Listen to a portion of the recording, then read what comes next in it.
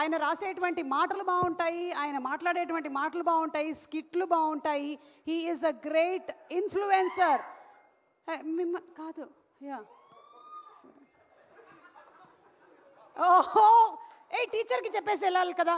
What is this? Okay, so inviting on stage our Hyper Aadi గారు.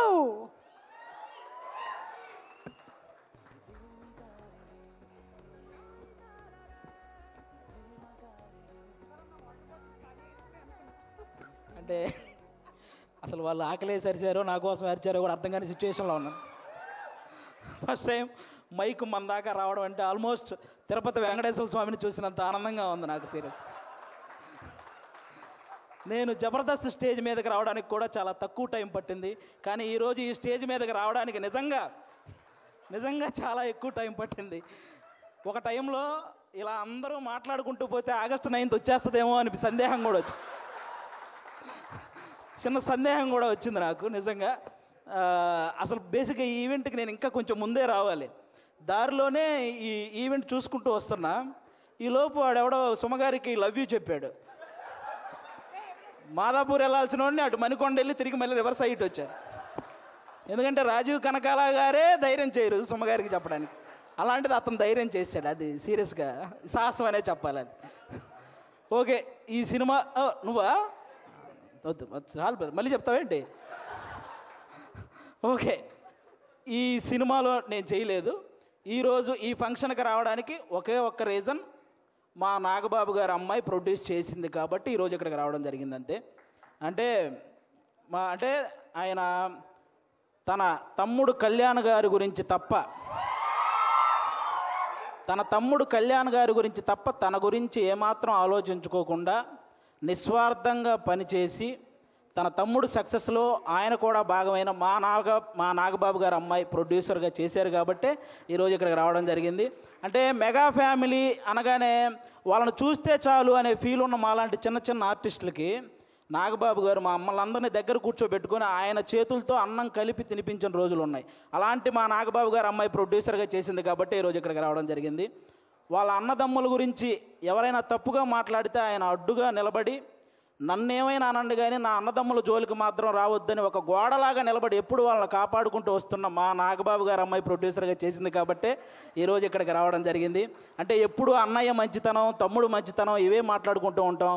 కానీ వాళ్ళని మాకు ఇంత దగ్గరగా చేసిన మా నాగబాబు గారి మంచితనం కూడా మీ అందరికీ తెలియాలి. అందుకే ఈరోజు ఇది చెప్తున్నాను అనమాట. ఇంకా మీ అందరికీ తెలుసు, నిహారిక గారు ఇప్పుడు కాదు, ఒక 10 years బ్యాక్ మీకు ఒక స్కిట్ చేశారు, డి వర్సెస్ జబర్దస్త్ అని. అందులో నాగబాబు గారి క్యారెక్టర్ చేశారు నిహారిక గారు.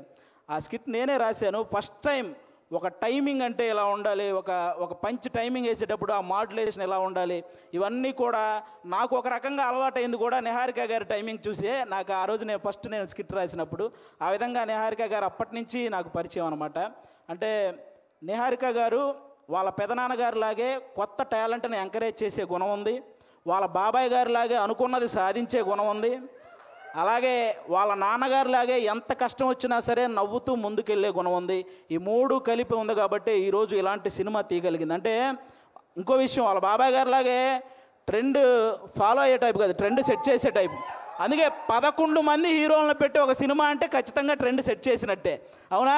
11 మంది హీరోలు అంటే ఇప్పుడు రీసెంట్గా మన 11 మంది క్రికెటర్లు మన దేశానికి వరల్డ్ కప్ తెచ్చినట్టు ఈ 11 మంది హీరోలు మా నిహారిక గారికి మంచి విజయాన్ని అందించాలని మనస్ఫూర్తిగా కోరుకుంటున్నాను. మనకు 11 అంటే చాలా గుర్తొస్తాయి, కానీ ఈ సినిమా తర్వాత 11 అంటే ఈ 11 మందే గుర్తొస్తారు. అదైతే నేను నమ్ముతున్నాను. కాబట్టి అంటే ప్రతి ఊర్లో ఒక కమిటీ ఉంటుంది. ఆ కమిటీలో కుర్రాళ్ళు ఉంటారు.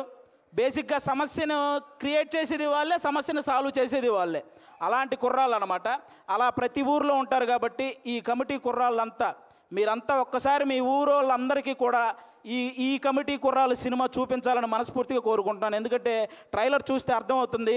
మీరందరూ ఈ సినిమా చూసినప్పుడు మేము కూడా ఇలా చేసేవాళ్ళం కదా అని గుర్తు చేసే క్యారెక్టర్లు ఉన్నాయి.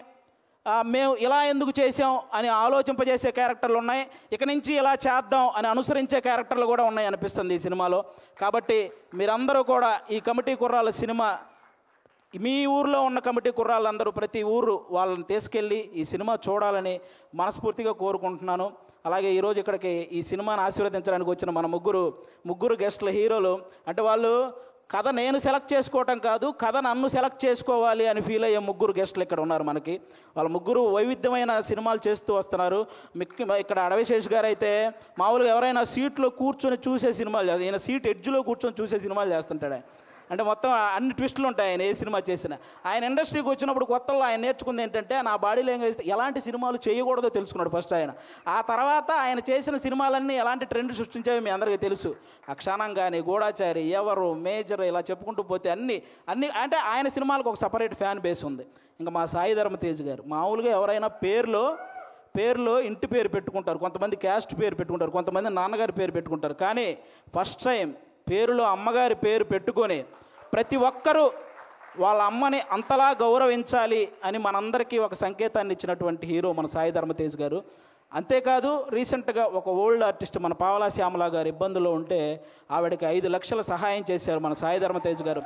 అంటే సంపాదించే శక్తి దేవుడు అందరికీ ఇస్తాడు, కానీ సహాయం చేసే మనసు కొంతమందికే ఇస్తాడు. అందులో మన సాయి ధర్మ తేజ్ గారు కూడా ఉండడం నిజంగా మనందరి అదృష్టం.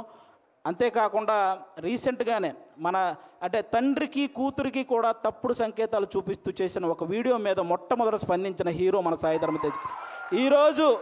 ఈరోజు సోషల్ మీడియాలో ఈ అమ్మల్ని తిట్టేవాళ్ళు, అక్కల్ని తిట్టేవాళ్ళు తగ్గుతూ వస్తున్నారంటే దానికి రీజన్ మన సాయి ధర్మ తేజ్ గారు తీసుకున్న ఆ రోజు డెసిషన్ అనమాట.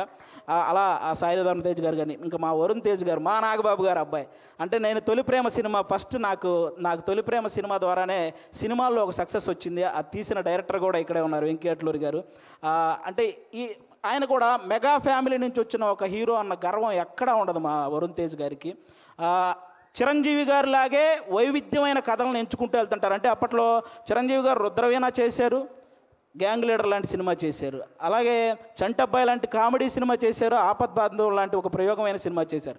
అలాగే మా వరుణ్ తేజ్ గారు కూడా తొలి ప్రేమ లాంటి లవర్ బాయ్ క్యారెక్టర్ చేశారు, ఫిదా లాంటి పక్కింటబ్బాయి లాంటి క్యారెక్టర్ చేశారు, అంతరిక్షం లాంటి ప్రయోగం చేశారు, గద్దలకొండ గణేష్ లాంటి మాసు చేశారు, F2 లాంటి ఫన్. అంటే ఒక డైరెక్టర్కి ఛాలెంజ్, నేను ఏదైనా చేయగలను, మీరు ఎలాంటి సబ్జెక్ట్తో వచ్చినా చేయగలను అనే హీరోగా మా వరుణ్ తేజ్ గారు తయారవుతున్నారు. కాబట్టి ఇలాంటి గెస్టులు ఈరోజు మన దగ్గరికి రావడం నిజంగా మీ సినిమాకి, అలాగే ముఖ్యంగా ఇక్కడ ఈరోజు ఎవరైతే కుర్రాళ్ళు ఉన్నారో మొత్తం, నేను బేసిక్గా ఇక్కడ ఎవరో కొత్త కుర్రాళ్ళు అన్నారు, కానీ వాళ్ళు స్టేజ్ మీద మాట్లాడింది, ట్రైలర్లో చేసింది చూస్తే ఈ ముందున్న వాళ్ళందరూ కొత్త కుర్రాళ్ళు అనిపించింది నాకు.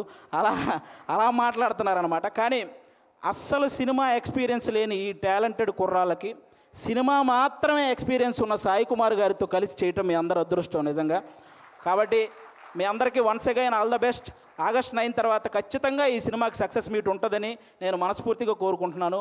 వన్స్ అగైన్ నిహారిక గారికి కూడా ఆల్ ద బెస్ట్ అండి. థ్యాంక్ యూ ఆది గారు. నెక్స్ట్ మీటింగ్కి మైక్ పట్టుకెళ్తున్నారా? అండ్ కొంతమంది మాట్లాడితే ఆపితే బాగుంటుంది అనిపిస్తుంది, కానీ ఈయన మాట్లాడితే మాత్రం చెవులు నిక్కబుడుచుకొని మరీ వింటూ ఉంటాము. So Aadi garu, thank you so much. Time 10:30 అవుతున్నా సరే you just lifted our spirits. Thank you very much.